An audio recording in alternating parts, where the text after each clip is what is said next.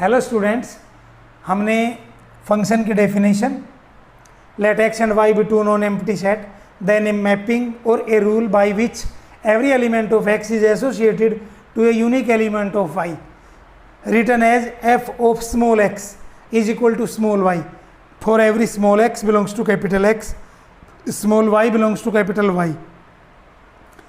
ये is called function. हमने function की डेफिनेशन पढ़ ली थी. टाइप ऑफ फंक्शन हमने आपको पहले बताया था, one function. If different element of x has different image in y then f is called one function. यहाँ पे एक चीज़ ध्यान दें बेटा, हमने आपको ये बताया था different element of x has different image in y. जब हम क्वेश्चन करेंगे तो हम कहीं ना कहीं ये जो स्टेटमेंट बता रहे हैं कि different element of x has different image in y, हम क्वेश्चन ऐसे करेंगे same images have same element या same element have same image. I repeat, हमने आपको डेफिनेशन बताई थी, if different element of x has different image in y then f is called one. अगर हमसे कोई क्वेश्चन ये पूछा जाता है कि prove that f is one function और prove that f is an injective function, क्योंकि वन को हम इंजेक्टिव भी कहते हैं, तो हम क्या करेंगे, सेम इमेज है सेम एलिमेंट, हम इमेज सेम लेकर के चलेंगे और फिर एलिमेंट इक्वल करके दिखाएंगे या सेम दिखाएंगे, तो वो हमारा वन हो जाएगा. Okay. On to function, if there exist such type of element in y which has at least one pre image in x, यानी y के प्रत्येक एलिमेंट की कम से कम एक प्री इमेज x में होनी चाहिए. दूसरे शब्दों में y में कोई भी एलिमेंट खाली नहीं रहना चाहिए, तो वो हमारा ऑन टू फंक्शन होगा. If every element of y has at least one pre image in x then f is an on to function. फिर हमने बताया था आपको कि एक ऐसा फंक्शन जो वन भी है और ऑन टू भी है, तो उसे हम बाइजेक्टिव फंक्शन कहेंगे, बाइजेक्टिव फंक्शन. उसके बाद में मैनी वन फंक्शन बताया था. मैनी वन का ये बताया था, if there exist at least one element in y which has more than one pre image. y में बेटा कम से कम कोई एक ऐसा एलिमेंट हो जिसके एक से ज़्यादा प्री इमेज हो x में, तो वो मैनी वन होगा. अब एक फंक्शन है बेटा इनटू फंक्शन, यदि y में कोई एलिमेंट खाली रह जाता है, दूसरे शब्दों में if there exist at least one element in y which has no pre image, y में कोई एलिमेंट खाली रह गया जिसकी कोई प्री इमेज x में नहीं है, या y का कोई एक ऐसा एलिमेंट जो x के एलिमेंट से जुड़ ही नहीं रहा, तो ऐसे फंक्शन को हम इनटू फंक्शन कहेंगे. अब हम आपकी NCERT की 1.2 क्लास आपकी +2 NCERT 1.2 का फर्स्ट क्वेश्चन ले रहे हैं. फर्स्ट क्वेश्चन बेटा 1.2 का फर्स्ट क्वेश्चन 10+2 NCERT 10+2 और NCERT का आपका 1.2 का फर्स्ट क्वेश्चन ले रहे हैं. Show that the function f from r to r, यानी real number to real number, और ये नॉन जीरो रियल नंबर है बेटा. Show that f from non zero real number to non zero real number defined by f(x) is equal to 1/x is 1 and on to. हमारा first question है बेटा, show that f from real number, ये real number है बेटा, non zero not equal to 0 to non zero real number f from r to r such that f(x) is equal to 1/x is 1 and on to. बेटा हमने आपको बताया था one की definition, different element have different image, different element have different image. हमने आपको ये बताया था जब हम क्वेश्चन करेंगे तो यूं करेंगे, सेम इमेज हम मान के चलेंगे, सेम इमेज, और एलिमेंट सेम प्रूव करके दिखाएंगे. तो आप सबसे पहले यूं लिखेंगे कि let x1 comma x2 belongs to non zero real number, यानी ये कोई दो एलिमेंट लिए हैं बेटा हमने x1 comma x2 non zero real number से, यानी सभी रियल नंबर छोड़ करके जीरो, सभी रियल नंबर छोड़ करके जीरो, क्योंकि बेटा फंक्शन की डेफिनेशन कुछ ऐसी दे रखी है कि 1/x, यदि x जीरो होगा तो 1/0 नॉट डिफाइंड, इसलिए हम जीरो को छोड़ रहे हैं बेटा। डेफिनेशन कुछ ऐसी दे रखी है कि वो रियल नंबर जिसमें जीरो नहीं है, ठीक है। तो let x1 comma x2 belongs to non zero real number such that f of x1 is equal to f of x2। अब ध्यान दें, हम इमेज इक्वल लेके चल रहे हैं। f of x1 का मतलब है बेटा x1 की इमेज अंडर f इक्वल यानी बराबर है f of x2, यानी x2 की इमेज अंडर f। हमने दो एलिमेंट लिए थे x1 और x2, हम इनकी इमेज सेम लेकर के चले, यानी कि इनकी इमेज हमने इक्वल मान ली, और हम प्रूव क्या करेंगे, एलिमेंट इक्वल करेंगे। अब बेटा देखिए f of x1 का ये मीनिंग है कि fx में, फंक्शन fx में जहाँ जहाँ x आ रहा है वहाँ पे x1 लिखना, ये आपका f of x1 हो जाएगा। I repeat, f of x1 का ये मीनिंग है बेटा कि फंक्शन में f में जहाँ जहाँ x आ रहा है वहाँ पे x1 लिखना, तो हमारा f of x1 हो जाएगा। इसी प्रकार f of x2 का मीनिंग है कि फंक्शन fx में जहाँ जहाँ x आ रहा है वहाँ पे x2 लिखना, ठीक है। तो f of x1 होना चाहिए आपका, फंक्शन fx में x की जगह x1 लिखेंगे तो 1/x1, तो ये आया आपका 1/x1 इज इक्वल टू। इसी प्रकार बेटा f of x2 का मीनिंग होगा फंक्शन में x की जगह x2 लिखना, अर्थात f of x2 हो जाएगा 1/x2 क्रॉस मल्टीप्लाई। हमारे पास एक इक्वेशन आई बेटा 1/x1 is equal to 1/x2, तो क्रॉस मल्टीप्लाई कर रहे हैं x1 मल्टीप्लाई 1, तो ये आ गया x1 is equal to x2 को 1 से मल्टीप्लाई करेंगे तो x2 आ गया। अब देखिए आप इमेज बराबर लेके चले थे, same image fx1 is equal to fx2, यानी इमेज सेम लेकर के चले थे, और आपने एलिमेंट प्रूव कर दिए इक्वल, सेम एलिमेंट। अब डेफिनेशन क्या बताई थी, डिफरेंट एलिमेंट है डिफरेंट इमेज। इसका रिवर्स क्या हुआ, सेम एलिमेंट है सेम इमेज।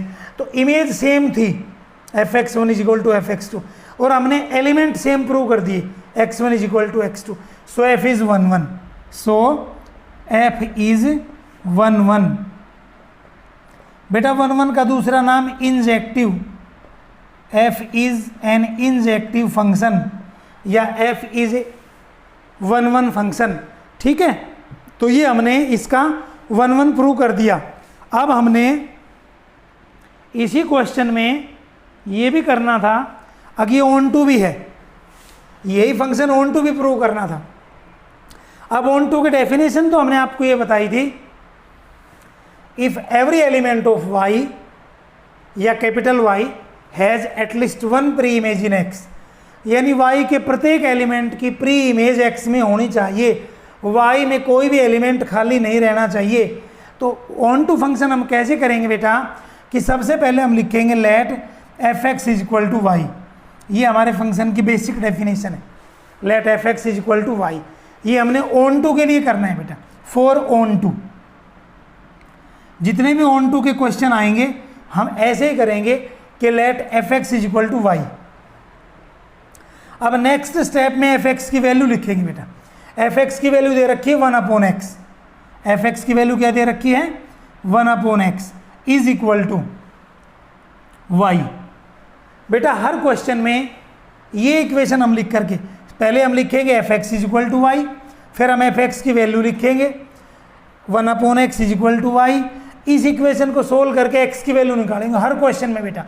तो ये x की वैल्यू कैसे आएगी, आप इसको क्रॉस मल्टीप्लाई करें, x y is equal to 1, x y is equal to 1, और यहाँ से बेटा x की वैल्यू आ गई x is equal to 1/y, x की वैल्यू आई आपके पास 1/y।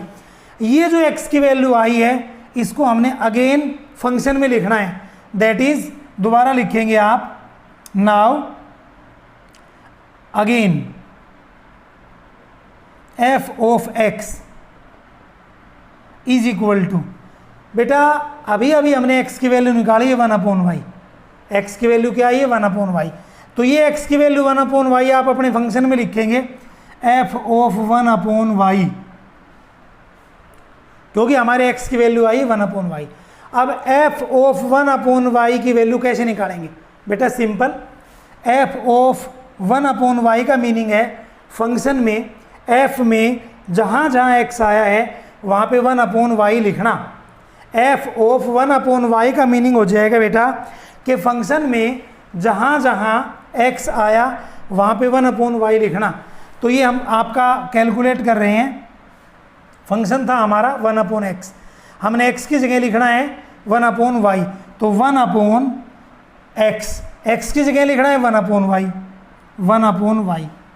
अब ध्यान दें 1/1/y, 1/1/y का मीनिंग हो जाएगा y, 1/1/y का मीनिंग हो जाएगा y, दैट इज हमारे पास क्या आ गया कि f of 1/y is equal to y आ गया बेटा, f of 1/y is equal to y आ गया। इसका ये मीनिंग हुआ कि the pre image of y is 1/y, और 1/y भी रियल नंबर है बेटा, 1/y भी क्या है, रियल नंबर है। तो this implies the pre image of y is 1/y। कहने का मतलब ये हुआ कि y खाली नहीं बचा, y की प्री इमेज 1/y आ गई। और हमने यही आपको बताया था कि जो कैपिटल Y है या जो कोडोमेन है या जो रेंज सेट है उसमें कोई भी एलिमेंट खाली नहीं होना चाहिए। अब जो हमने स्मॉल y मानना था वो स्मॉल y कोडोमेन या रेंज से होता है। अब जब हम लिख रहे हैं कि f of 1/y is equal to y, f of 1/y is equal to y, इसका ये मीनिंग है कि y की प्री इमेज 1/y है, y की प्री इमेज 1/y है। कहने का मतलब कि जो कोडोमेन या जो रेंज सेट था उसका कोई भी एलिमेंट खाली नहीं है। हमने कोई एक जनरल एलिमेंट y लिया था और उसका जो एसोसिएशन है या जो उसकी प्री इमेज है वो 1/y है। कहने का मतलब कोडोमेन में कोई भी एलिमेंट खाली नहीं है, सो f इज ऑन टू, और यही हमने प्रूव करना था कि f 1/1 भी है और f ऑन टू भी है। ठीक है, अब हम क्वेश्चन नंबर 2 ले रहे हैं बेटा। नेक्स्ट क्वेश्चन नंबर 2, इसमें पार्ट दे रखे हैं। तो फर्स्ट पार्ट है आपका f from n to n given by fx is equal to x square. ये आपका क्वेश्चन नंबर 2 है बेटा। क्वेश्चन नंबर 2 का first part, f from capital N यानी natural number to natural number given by fx is equal to x square. और ये हमने check करना है बेटा, check for injectivity and surjectivity, यानी 1/1 और ऑन टू चेक करना है। 1/1 को हम इंजेक्टिव कहते हैं और ऑन टू को हम सर्जेक्टिव कहते हैं। अब देखिए बेटा, जो कैपिटल है ना इसका मीनिंग है नेचुरल नंबर। नेचुरल नंबर 1 से स्टार्ट होते हैं। नेचुरल नंबर कहाँ से स्टार्ट होते हैं? 1 से। तो जो हमने आपको डायग्राम समझाया था उसी से करेंगे इसको। ये हमारा कैपिटल N है, सपोज कैपिटल N, और ये हमारा फंक्शन है, और जो हमारा दूसरा सेट है वो भी कैपिटल N है। अब क्योंकि नेचुरल नंबर 1 से स्टार्ट होते हैं तो आप अपने जो डोमेन सेट है कैपिटल N इसमें लिखेंगे 1 2 3। दूसरा वाला जो कोडोमेन या रेंज है बेटा वो भी नेचुरल नंबर है, ये भी 1 2 3 एंड सो ऑन आप लिखेंगे। इनफाइनाइट सेट होता है, set of natural number is an infinite set. तो ये इनफाइनाइट हमने डैश डैश लगा दिया, तो ये भी इनफाइनाइट होगा। 1 फिर 2 बेटा, उसके बाद में 3 एंड सो ऑन, उसके बाद में बेटा 4 के बाद में बेटा 5 6 एंड सो ऑन, 9 भी होगा बेटा, 5 के बाद में 6 7 8 9 और and so on dash dash dash. अब हमने आज आपको बताया था या पिछले वीडियो में बताया होगा बेटा कि फंक्शन रिलेशन का स्पेशल केस है, क्योंकि फंक्शन में भी एसोसिएशन होता है एक निश्चित रूल के अंडर, एक मैप के अंडर कि एवरी एलिमेंट ऑफ एक्स, बेटा यहाँ पे एक्स की जगह नेचुरल नंबर आ गया, is associated to a unique element of y, या वाई की जगह भी नेचुरल नंबर आ गया। कहने का मतलब फंक्शन भी एक एसोसिएशन होता है, एक संबंध, एक रिश्ता, यानी फंक्शन भी रिलेशन का स्पेशल केस है। अब वो रिलेशन या वो एसोसिएशन क्या है? F of x is equal to x square, f of x is equal to x square, यानी एक्स की इमेज अंडर एफ उसी एक्स का स्क्वेयर है बेटा। तो पहले वाले डोमेन में जो एलिमेंट है एक्स, उसकी जो इमेज बनेगी वो उसी एक्स का स्क्वेयर बनेगी बेटा, क्योंकि we are given that f of x is equal to x square, f of x is equal to x square. F of x का मतलब है बेटा एक्स की इमेज अंडर एफ, और वो किसके इक्वल है? एक्स स्क्वेयर, इसी एक्स के स्क्वेयर के। तो 1 का स्क्वेयर बेटा 1, 1 का स्क्वेयर 1। तो आप डोमेन वाले 1 को कोडोमेन वाले 1 से ही जोड़ेंगे, क्योंकि 1 का स्क्वेयर 1, तो हमने 1 को 1 से जोड़ दिया बेटा। अब हम नेक्स्ट एलिमेंट पे आए, 2, डोमेन में 2 है बेटा अगला। अब इसकी जो इमेज है वो इसी का स्क्वेयर बनेगी, क्योंकि डेफिनेशन दे रखी है f of x is equal to x square. तो 2 का स्क्वेयर 4, तो 2 जुड़ेगा जाकर के 4 से, तो 2 is associated to 4, 2 is associated to 4। Next element है बेटा हमारा 3। अब डोमेन वाला 3 को डोमेन वाले अपने ही 3 के स्क्वायर से जुड़ेगा, क्योंकि डेफिनेशन दे रखी है f of x is equal to x square. तो 3 का स्क्वायर 9, तो 3 जुड़ेगा 9 से, तो 3 को आप जोड़ेंगे 9 से, 3 को आपने 9 से जोड़ दिया। अब देखिए बेटा, सबसे पहले हम 1 1 चेक कर रहे हैं, 1 1 चेक कर रहे हैं या इंजेक्टिव चेक कर रहे हैं। बेटा इंजेक्टिव में या 1 1 में हमने आपको बताया था different element have different image. If different element in domain set have different image is codomain या range, then f is called 1 1। आप नोट कर रहे हैं बेटा, जो हमारा डोमेन सेट है कैपिटल एन या नेचुरल नंबर, उसमें एलिमेंट है 1 2 3, यानी तीनों एलिमेंट डिफरेंट हैं, तीनों एलिमेंट अलग अलग हैं। अब इनकी इमेज पे जाते हैं बेटा। 1 की इमेज 1 आई, 2 की इमेज 4 आई, 3 की इमेज 9 आई, यानी इनकी इमेज भी अलग अलग है। पहले की इमेज 1, दूसरे की इमेज 4, तीसरे की इमेज 9, यानी इमेज आई 1 4 9, इमेज भी अलग अलग है, डिफरेंट है। तो डिफरेंट एलिमेंट है different image, so F is 1 1। आप लिखेंगे बिकॉज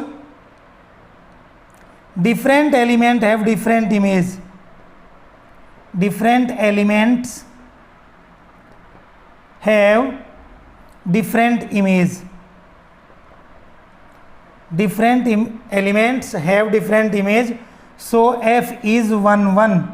ऐसे 1 1 भी लिख देते हैं बेटा, f is 1 1 because different element have different image। अब on to पे आ गए बेटा। एक बार हम दोबारा बता रहे हैं, 1 1 को हम इंजेक्टिव भी कहते हैं। अब on to पे आ गए, on to को सर्जेक्टिव भी कहते हैं। तो हमने आपको बताया था ऑन टू के डेफिनेशन या सब्जेक्टिव के definition, if every element of y has at least 1 pre image in x, if every element of y has at least 1 pre image in x, y का प्रत्येक एलिमेंट की प्री इमेज एक्स में होनी चाहिए। दूसरे शब्दों में वाई में कोई भी एलिमेंट खाली नहीं रहना चाहिए। अगर वाई में कोई एलिमेंट खाली है तो वो ऑन टू फंक्शन नहीं है। आप लिखेंगे बेटा 2 बिलोंग्स टू कैपिटल एन, यानी कोडोमेन, यानी जो हमारा कोडोमेन है या जो रेंज सेट है उसमें 2 देखिए 2 खाली है बेटा, 3 देखिए 3 भी खाली है, 3 की कोई प्री इमेज नहीं है बेटा। इसी प्रकार 5 भी खाली मिलेगा, 6 भी खाली मिलेगा। तो इनमें से कोई एक आप एलिमेंट लिखेंगे। सपोज आप लिख रहे हैं 2 बिलोंग्स टू कैपिटल N और ब्रैकेट में लिखेंगे कोडोमेन सेट।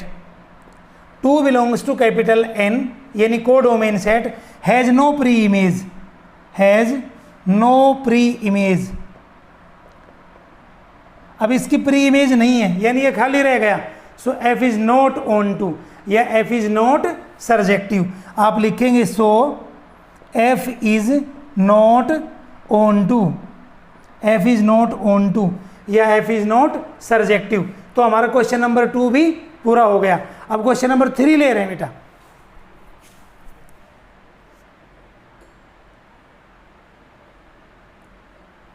क्वेश्चन नंबर 3 है बेटा आपका, show that greatest integer function is neither 1 1 nor on to. तो हम पहले आपको ग्रेटेस्ट इंटीजर फंक्शन बता रहे हैं कि ग्रेटेस्ट इंटीजर फंक्शन क्या होता है। देखिए बेटा, क्वेश्चन हम बाद में करेंगे। क्वेश्चन था हमारा question number 3, show that greatest integer function is neither 1 1 nor on to. जैसा कि नाम आ रहा है ग्रेटेस्ट इंटीजर फंक्शन, यानी बेटा इसमें इंटीग्रल वैल्यू होती है। इंटीजर का मतलब पूर्णांक, पूरे अंक। पूर्णांक का हमने संधि कर दिया, हिंदी में एक वर्ड आता है संधि, तो हमने पूर्णांक का संधि कर दिया पूर्ण जमा में अंक।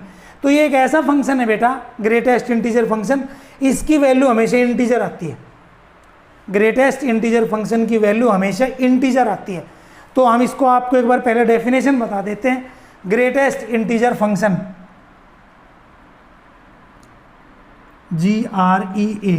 GREATEST greatest integer function. बेटा इसकी नोटेशन रहेगी बड़ी ब्रैकेट में x लिखना, बड़ी ब्रैकेट में x लिखना। ग्रेटेस्ट इंटीजर फंक्शन बड़ी ब्रैकेट में x लिखना। इसकी क्या डेफिनेशन है? देखो नाम तो है ग्रेटेस्ट इंटीजर फंक्शन और इसकी डेफिनेशन है बेटा the smallest integer n less than equal to x। The smallest integer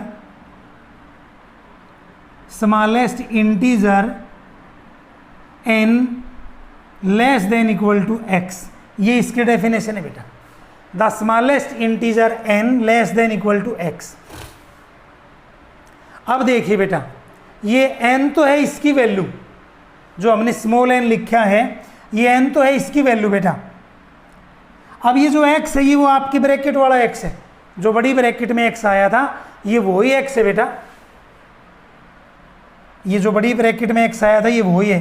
तो इसका ये मीनिंग हुआ कि इस ग्रेटेस्ट इंटीजर फंक्शन की वैल्यू या तो जो ब्रैकेट में x लिखा हुआ है उसके इक्वल है, क्योंकि हम लिख रहे हैं n less than equal to x।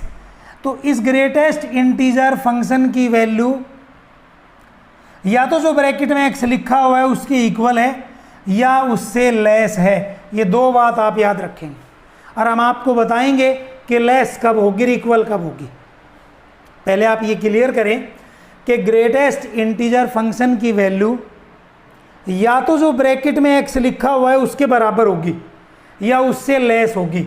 बेटा बराबर जब होगी जब ब्रैकेट के अंदर इंटीजर लिखा हुआ है।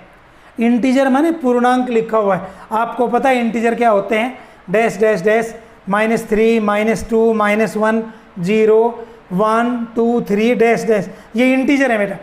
तो when an integer is written in the bracket then the value is equal to that integer written in the bracket. इस ग्रेटेस्ट इंटीजर फंक्शन की वैल्यू ग्रेटेस्ट इंटीजर जो x में लिखा हुआ है, जो ब्रैकेट में x लिखा हुआ है उसके इक्वल होगी जब ब्रैकेट में इंटीजर लिखा हुआ है। और यदि बेटा ब्रैकेट में इंटीजर नहीं है, डेसिमल में है या फ्रैक्शन में है, तो हमेशा वैल्यू जो ब्रैकेट में जो नंबर लिखा हुआ है ना उससे लेस होगी, उससे छोटी होगी। एक बार रिपीट कर रहा हूँ, द ग्रेटेस्ट इंटीजर फंक्शन, इसकी नोटेशन रहेगी, रिप्रेजेंटेशन रहेगी बड़ी ब्रैकेट में x लिखना, बड़ी ब्रैकेट में x लिखना। डेफिनेशन है the smallest integer n less than equal to x। The smallest integer n less than equal to x। ये n इसकी वैल्यू है बेटा, इस ग्रेटेस्ट इंटीजर फंक्शन की वैल्यू है। ये वैल्यू या तो x की इक्वल है, x कौन है, जो ब्रैकेट में लिखा हुआ है वो नंबर है, जो ब्रैकेट में लिखा हुआ है वो नंबर है। तो या तो ये x की इक्वल होगी या लेस होगी। इक्वल जब होगी जब ब्रैकेट में इंटीजर लिखा हुआ है, और लेस जब होगी जब ब्रैकेट में या तो डेसिमल लिखा हुआ है, डेसिमल नंबर, या फ्रैक्शनल नंबर। अब हम एक दो एग्जांपल ले रहे हैं क्वेश्चन पे, इसके बाद में आएंगे क्वेश्चन पे। सपोज ब्रैकेट में लिखा हुआ है 0, बड़ी ब्रैकेट में लिखा हुआ है 0। अब क्योंकि 0 इंटीजर है तो बेटा इसकी वैल्यू 0 ही आ जाएगी। जब ब्रैकेट में इंटीजर लिखा हुआ है तो वैल्यू इसी के बराबर आ जाएगी 0। सपोज बेटा ब्रैकेट में लिखा हुआ है 0.2, सपोज ब्रैकेट में लिखा हुआ है 0.2। अब ये इंटीजर नहीं है बेटा 0.2, 0.2 ने सोल्व करोगा तो 2/10 यानी 1/5, ये रेशनल नंबर आ गई यानी फ्रैक्शन टाइप आ गई है। तो अब इससे छोटी आनी चाहिए, और छोटी भी इंटीजर ही आनी चाहिए, क्योंकि द स्मॉलेस्ट इंटीजर डेफिनेशन थी the smallest integer n less than equal to x, यानी वैल्यू रहेगी इंटीजर ही, क्योंकि फंक्शन का नाम है ग्रेटेस्ट इंटीजर फंक्शन। तो 0.2 तो इंटीजर है नहीं। अब 0.2 से छोटा स्मॉलेस्ट, डेफिनेशन में आइए द स्मॉलेस्ट इंटीजर, 0.2 से छोटा इंटीजर 0 ही है बेटा, तो इसकी वैल्यू भी 0 आई। अब आपने नोट किया यदि बड़ी ब्रैकेट में 0 था तो फिर भी वैल्यू 0 आई, यदि बड़ी ब्रैकेट में 0.2 है तो भी वैल्यू 0 आई। ठीक है, तो और इसी प्रकार मान लीजिए हम एक एग्जांपल लेते हैं माइनस का। सपोज ब्रैकेट में लिखा हुआ है -1, तो वैल्यू बेटा -1 ही आएगी। -1 लिखा है तो वैल्यू -1 आएगी। इसी प्रकार मान लीजिए ब्रैकेट में लिखा हुआ है -1.2, अब -1 तो इंटीजर था, तो जब इंटीजर था तो वैल्यू इसके इक्वल आ गई। अब -1.2 तो इंटीजर नहीं है, अब -1.2 इंटीजर नहीं है तो वैल्यू इससे स्मॉल लेनी है, स्मॉलेस्ट लेनी है, लेकिन जो इंटीजर होनी चाहिए। तो आप लेफ्ट साइड में आएंगे, -1.2 से लेफ्ट में वैल्यू छोटी होती जाती है, राइट में वैल्यू बढ़ती जाती है। तो -1.2 से लेफ्ट साइड में एक ऐसा इंटीजर जो -1.2 से लेस है, स्मॉल है, तो -1 है बेटा, सॉरी बेटा, -1.2 से लेफ्ट में आएंगे ना तो वैल्यू बड़ी होगी। ये थोड़ी सी बताते समय भूल होगी, सॉरी। -1.2 से लेफ्ट में आएंगे तो वैल्यू बड़ी होती जाएगी बेटा। किसी भी नंबर के लेफ्ट में वैल्यू बड़ी होती जाती है, और किसी भी नंबर के राइट में, हम आपको ना एक नंबर लाइन बना रहे हैं, नंबर लाइन से थोड़ा ज़्यादा क्लियर होगा। ये लेफ्ट राइट का थोड़ा सा बताते समय थोड़ा सा मेरे से भूल हो गई बेटा। ये नंबर लाइन है हमारी, नंबर लाइन में ये हमारा बीच में 0 हो गया, 0 से राइट में जाते हैं तो वैल्यू बढ़ती जा रही है, 1 2 3, आप देख रहे हैं वैल्यू बढ़ती जा रही है। 0 से राइट में वैल्यू बढ़ती जा रही है, किसी भी नंबर के राइट में जाएंगे तो वैल्यू बढ़ती जाएगी, किसी भी नंबर के राइट में जाएंगे तो वैल्यू बढ़ती जाएगी, और किसी भी नंबर के लेफ्ट में आएंगे, लेफ्ट में, तो वैल्यू कम होती जाएगी, स्मॉल होती जाएगी, लेस होती जाएगी। तो -1 0 के लेफ्ट में बेटा, ये इससे स्मॉल भी है, लेस भी है, -2 0 से स्मॉल है बेटा, लेस है, -3 ये भी 0 से लेस है, स्मॉल है, छोटा है। तो इस नंबर लाइन से आपका कॉन्सेप्ट क्लियर होना चाहिए, किसी भी नंबर के राइट में वैल्यू बढ़ती जाएगी और किसी भी नंबर के लेफ्ट में वैल्यू कम होती जाएगी। तो हमने क्या करना था, हमने -1.2 का ग्रेटेस्ट इंटीजर की वैल्यू लिखनी थी। तो क्योंकि -1.2 इंटीजर तो है नहीं बेटा, -1.2 डेसिमल में आ गया या फ्रैक्शनल में आ गया, तो हमने इससे छोटी वैल्यू लिखनी है, और वो वैल्यू इंटीजर होनी चाहिए बेटा। तो -1.2 आपका -1 और -2 मतलब -1 के लेफ्ट में होगा बेटा, -1.2 कहाँ होगा बेटा, -1 के लेफ्ट में होगा बेटा। जैसे पहला पॉइंट -1.1, फिर -1.2 यहाँ से हो गए, यानी -1 के लेफ्ट में -1.2 होगा। अब वैल्यू स्मॉल लिखनी है, यानी लेस लिखनी है, और इंटीजर भी होना चाहिए। तो बेटा -1.2 का ग्रेटेस्ट इंटीग्रल वैल्यू -2 आएगी बेटा। क्या आएगी? -2 आएगी, क्योंकि ये जो -2 है ये -1.2 से स्मॉल है बेटा, -1.2 से छोटा है। एक बार इसको रिपीट कर रहा हूँ। नंबर लाइन बनाएंगे, बीच में 0, राइट में वैल्यू बढ़ती जाएगी बेटा, 0 के राइट में 1, 1 के राइट में 2, 2 के राइट में 3, वैल्यू बढ़ती जा रही है।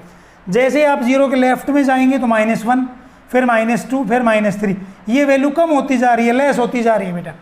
अब हमारा जो क्वेश्चन था, जो हमारा मेन, वो ये था कि -1.2 का हमने ग्रेटेस्ट इंटीजर बताना था, यानी -1.2 का ग्रेटेस्ट इंटीजर वैल्यू बतानी थी। अब क्योंकि -1.2 इंटीजर तो नहीं है, तो ये वैल्यू तो आएगी नहीं, -1.2 तो आएगी नहीं। अब इससे स्मॉल भी हो और इंटीजर भी हो, तो -1.2 से स्मॉल इंटीजर -2 है बेटा, तो -2 आ गई इसकी वैल्यू। अब हम आपका वापस क्वेश्चन नंबर 3 पे आ रहे हैं, और क्वेश्चन नंबर 3 क्या था हमारा कि prove that greatest integer function f from r to r। ये कह रहा है क्वेश्चन नंबर 3 कि prove that greatest integer function f(x) लिख दिया हमने आपका, ये ग्रेटेस्ट इंटीजर की नोटेशन है, और कह रहा है कि f from r to r, real number to real number, prove that the greatest integer function f from r to r is neither 1 1 nor 1 2। देखिए बेटा, 1 1 की डेफिनेशन है different element have different image, different element have different image. अब मैं real number को एक set के द्वारा, एक इलिप्स के द्वारा बना करके बता रहा हूँ, आप इसको थोड़ा ध्यान से देखेंगे। ये हमारा रियल नंबर हो गया ऐसे, ये रियल नंबर हो गया, हमने कैपिटल R लिख दिया, बीच में f आ गया, ये रियल नंबर हो गया, और ये हमने लिख दिया आपका सेट की नोटेशन इलिप्स के द्वारा। अब रियल नंबर क्या होते हैं बेटा?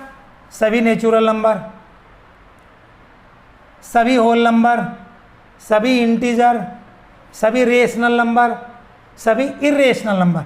देखिए जैसे इर्रेशनल नंबर है, इर्रेशनल नंबर है आपका √2, स्क्वायर रूट 2 यानी स्क्वायर रूट ऑफ 2, ये हमारा इर्रेशनल नंबर है। आपके साथ √2 की वैल्यू भी ध्यान होगी 1.41, स्क्वायर रूट ऑफ 2 यानी √2 की वैल्यू है बेटा 1.41, स्क्वायर रूट ऑफ 2 की वैल्यू है हमारी 1.41। मान लीजिए बेटा मैं आपके जो सेट ऑफ रियल नंबर है उसमें ये लिख रहा हूँ, यहाँ से डैश डैश डैश 1 लिख रहा हूँ, क्योंकि 1 रियल नंबर है बेटा, 1 रियल नंबर है। और उस 1 के बाद में मैं लिख रहा हूँ बेटा स्क्वायर रूट ऑफ 2 या फिर 1.41, क्योंकि ये भी रियल नंबर है बेटा। पर्टिकुलरली जो √2 है वो इर्रेशनल है, और सभी इर्रेशनल नंबर रियल नंबर होते हैं। तो इस √2 को मैं, जो आपका डोमेन सेट वाला कैपिटल R है, डोमेन वाला, उसमें लिख रहा हूँ √2। ध्यान रहे √2 की वैल्यू है 1.41। अब यदि मैं इस 1 की ग्रेटेस्ट इंटीजर वैल्यू निकालना चाहूँ, यानी मैं बड़ी ब्रैकेट में 1 लिख रहा हूँ, ये मेरा ग्रेटेस्ट इंटीजर की नोटेशन है, मैं इस बड़ी ब्रैकेट में 1 की वैल्यू निकालना चाह रहा हूँ। अब क्योंकि बेटा ब्रैकेट में लिखा हुआ है 1 और 1 इंटीजर है, तो जब ब्रैकेट में इंटीजर लिखा हुआ है तो इसकी तो वैल्यू बराबर आएगी, तो 1 का इंटीग्रल वैल्यू 1 ही हो गई। तो ये जो आपका डोमेन सेट में 1 लिखा है, इसका एसोसिएशन 1 के साथ हो जाएगा, यानी ये 1 के साथ जाके जुड़ जाएगा। 1 के साथ जाके क्यों जुड़ा? क्योंकि ये आपके x की वैल्यू है, डोमेन की वैल्यू है, इसका जो ग्रेटेस्ट इंटीजर आएगा वो 1 ही आएगा, तो 1 के साथ जोड़ दिया। अब बेटा मेरा अगला पॉइंट था डोमेन में √2, और √2 की वैल्यू है 1.41। अब आप ध्यान दें कि ग्रेटेस्ट इंटीजर में, यानी बड़ी ब्रैकेट में जो आपका 1.41 है, इसकी वैल्यू क्या आनी चाहिए? जो बड़ी ब्रैकेट में 1.41 है, इसकी वैल्यू क्या आनी चाहिए? क्योंकि बेटा बड़ी ब्रैकेट में जो 1.41 है ये इंटीजर तो है नहीं, इंटीजर नहीं है ये डेसिमल नंबर है, पर्टिकुलरली ये रेशनल नंबर है, क्योंकि आप इसको सोल्व करेंगे 141/100 रेशनल नंबर है ये। अब जब ये इंटीजर नहीं है तो इसकी वैल्यू इससे स्मॉल आएगी, लेस आएगी, छोटी आएगी। अब 1.41 से छोटी वैल्यू और जो इंटीजर भी हो वो बेटा 1 है, 1.41 से लेस भी हो और इंटीजर भी हो वो 1 है बेटा। तो कहने का मतलब √2 का एसोसिएशन 1 हो जाएगा, √2 जाकर के कोडोमेन में 1 से जुड़ जाएगा और ऐसे आप इसको जोड़ दें। ठीक है। अब आप एक बात बताइए, जो डोमेन सेट में 1 और √2 थे, ये दोनों अलग अलग एलिमेंट थे, डिफरेंट एलिमेंट थे बेटा। डोमेन सेट में 1 और √2 ये दोनों डिफरेंट एलिमेंट थे, अलग अलग एलिमेंट थे, बट इनकी इमेज देखिए 1 ही है भाई। 1 की इमेज भी 1 आई और √2 की इमेज भी 1 आई। कहने का मतलब different element have not different image, so f is not 1 1, f is not 1 1। एक बार इसको मैं रिपीट कर रहा हूं, आप ध्यान से दोबारा समझेंगे। डोमेन सेट में 1 और √2 दोनों ही ये रियल नंबर है बेटा, इसलिए हमने इसको लिखा 1 को रियल नंबर है बेटा, √2 भी रियल नंबर है और दोनों डिफरेंट है, अलग अलग हैं। लेकिन इन दोनों की इमेज देखिए आप, 1 की इमेज भी 1 आई और √2 की इमेज भी 1 आई। एलिमेंट डिफरेंट, इमेज डिफरेंट नहीं आई, यानी सेम इमेज है। जबकि डेफिनेशन कह रही थी different element have different image. तो आप लिखेंगे f is not 1 1 because different element have not different image, so f is not 1 1। अब हम बेटा ON2 पे आ रहे हैं। हमने आपको ON2 का बताया था कि जो कोडोमेन सेट है या जो रेंज सेट है बेटा, उसमें कोई भी एलिमेंट खाली नहीं रहना चाहिए। ठीक है। If every element of y has at least 1 pre image, if every element of y has at least 1 pre image, यानी कोडोमेन में या रेंज में कोई भी एलिमेंट खाली नहीं रहना चाहिए। अब ये हमारा फंक्शन है ग्रेटेस्ट इंटीजर फंक्शन, इसकी जो वैल्यू आएगी f(x) इक्वल टू जो बड़ी ब्रैकेट में x है, इसकी तो हमेशा इंटीग्रल वैल्यू आएगी, इसकी तो वैल्यू हमेशा इंटीजर ही आएगी। फॉर एग्जाम्पल 0 का ग्रेटेस्ट इंटीजर 0 आया और 0.2 का भी 0 आया। 1 का इंटीग्रल भी या जो 1 की ग्रेटेस्ट इंटीजर है बेटा वो वैल्यू 1 आएगी और 1.41 की भी 1 आ रही है।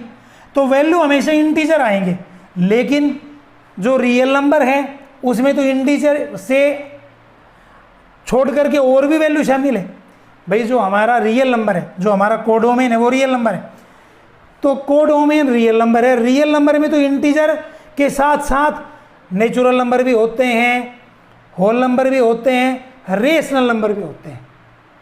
रियल नंबर में इंटीजर के साथ साथ रेशनल भी होते हैं, इरेशनल भी होते हैं। तो आपने कोडोमेन में कोई एक रेशनल नंबर दिखा दो, सपोज 1/2 दिखा दिया, कोडोमेन वाले R में आपने एक रेशनल नंबर दिखा दिया 1/2।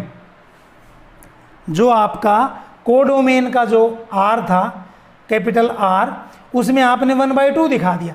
अब ये 1/2 की तो कोई प्री इमेज मिलेगी ही नहीं, क्योंकि यहाँ तो जो इमेज आएगी वो केवल इंटीजर्स बन के आएंगे।